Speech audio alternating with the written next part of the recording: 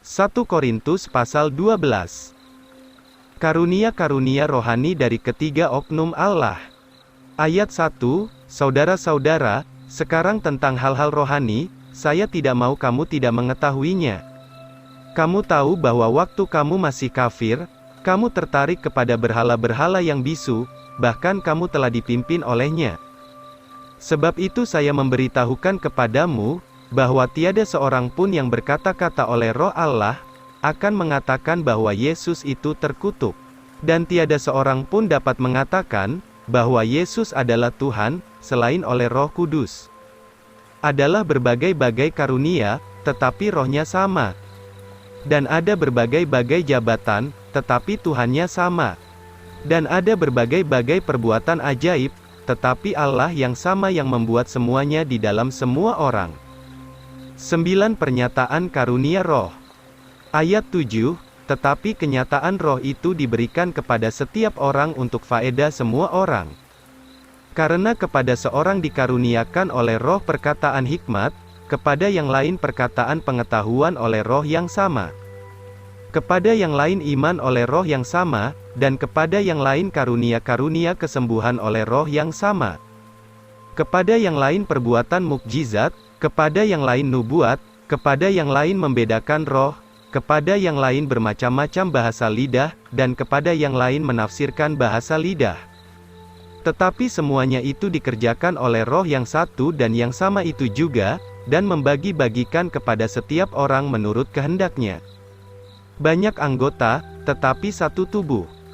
Ayat 12, karena sebagaimana tubuh itu satu, tetapi mempunyai banyak anggota, dan segala anggota tubuh itu, meskipun banyak, semuanya menjadi satu tubuh, demikian juga Kristus.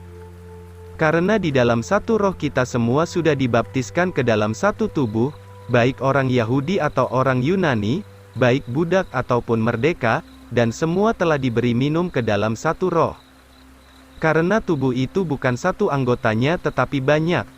Andai kata kaki itu berkata, sebab saya bukan tangan, saya tidak termasuk tubuh, apakah dari sebab itu ia tidak termasuk tubuh? Dan andai kata telinga berkata, sebab saya bukan mata, saya tidak termasuk tubuh, apakah dari sebab itu ia tidak termasuk tubuh? Andai kata seluruh tubuh adalah mata, di manakah pendengaran itu? Jika seluruhnya adalah pendengaran, di manakah penciuman itu?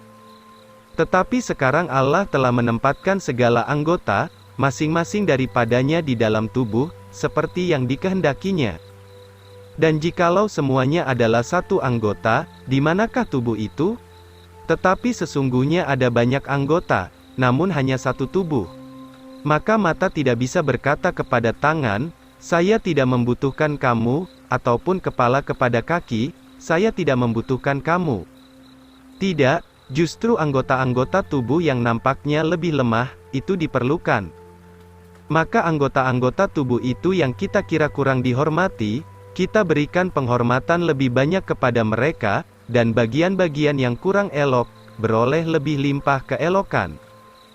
Karena bagian-bagian kita yang elok tidak membutuhkannya, tetapi Allah telah menyusun tubuh ini bersama-sama, dan memberikan lebih banyak penghormatan kepada bagian yang kurang. Supaya jangan ada perpecahan di dalam tubuh itu, tetapi supaya anggota-anggota itu saling memperhatikan satu sama lain. Dan jika satu anggota menderita, semua anggota ikut menderita, atau satu anggota dihormati, semua anggota ikut bersukacita. Jadi kamu adalah tubuh Kristus, dan masing-masing adalah anggotanya.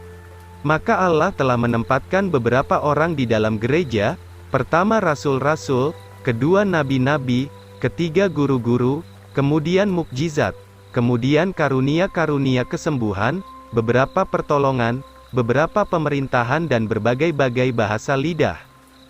Semua itu rasulkah? Semua itu nabikah? Semua itu gurukah? Semua itu mengerjakan mukjizatkah? Apakah semua memiliki karunia kesembuhan? Apakah semua berkata-kata dengan bahasa lidah? Apakah semua menerjemahkan? Tetapi rindukanlah dengan sungguh-sungguh akan karunia-karunia yang terbaik, dan saya akan menunjukkan kepadamu suatu jalan yang lebih utama.